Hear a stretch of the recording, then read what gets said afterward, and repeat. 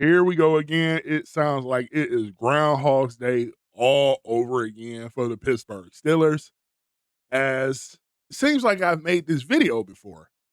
So they're waiting on Aaron Rodgers again. You're, I don't know, 13 days away from the draft, and you still don't have an answer from your supposed quarterback. We got to talk about it.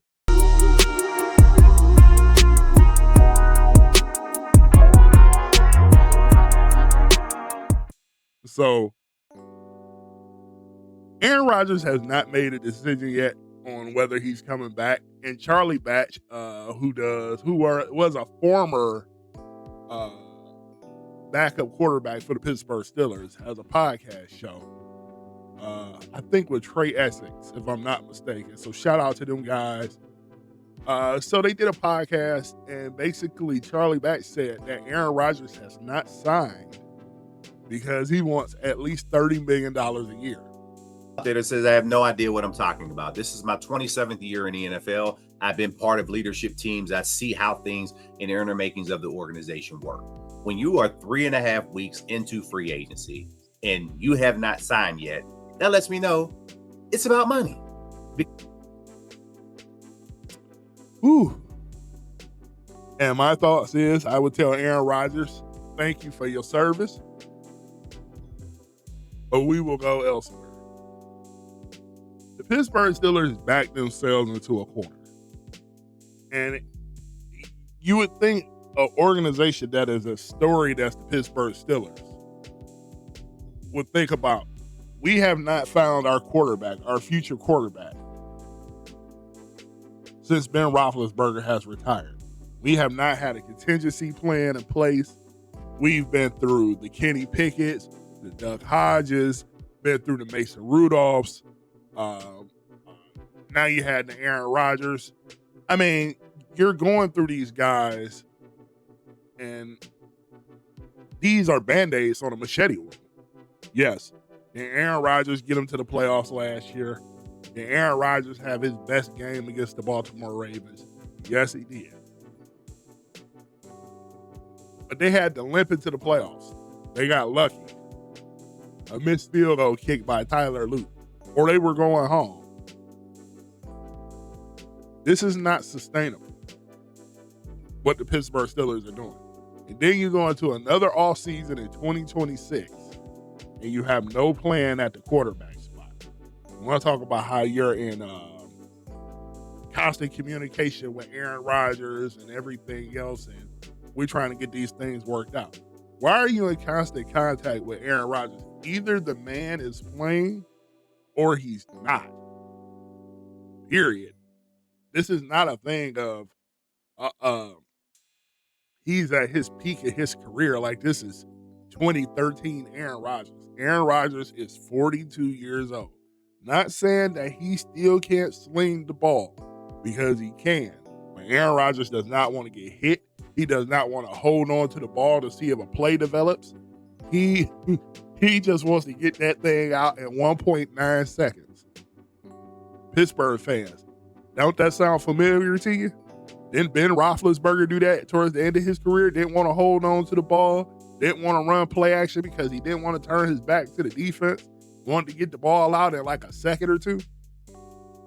So why is the Pittsburgh Steelers still going through this same rigmarole of holding on to these old quarterbacks that you cannot grow with and create a future with? You cannot tell me this is what Mike McCarthy wants. Now, I can understand when Mike Tomlin was there. He's trying to keep this no losing season behind. You know, there's a little ego behind that. And he wanted to look a certain way. He wanted to go out a certain way.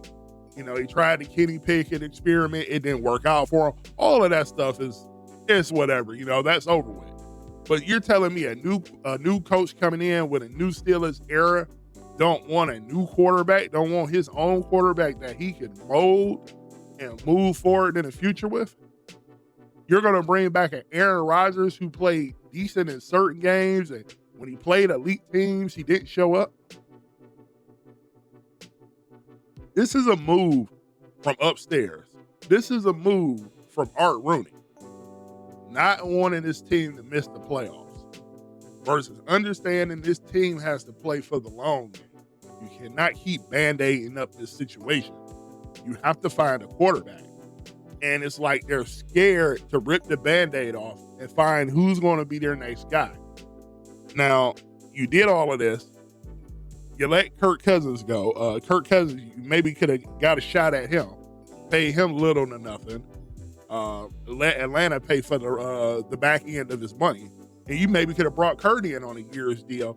Meanwhile, you draft your guy, or you may trade for a guy, or whatever the case may be, and have him waiting in the wings. You could have did that. But now Kirk Cousins going to Las Vegas, and there's not much out here. So now you're really in Aaron Rodgers' grasp, and he could really do what he wants to do.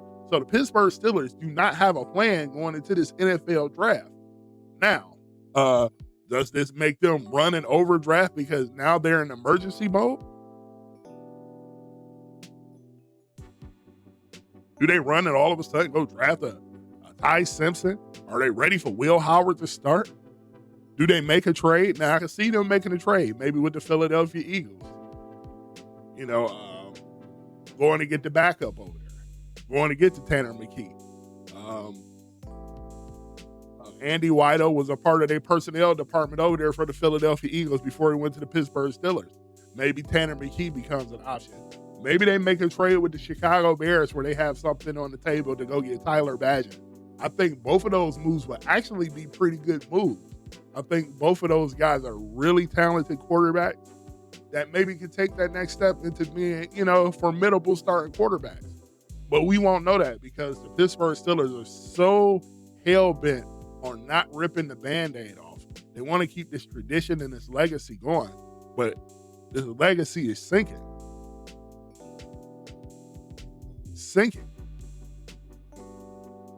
Because you can't win a playoff game. You haven't won one since 2016.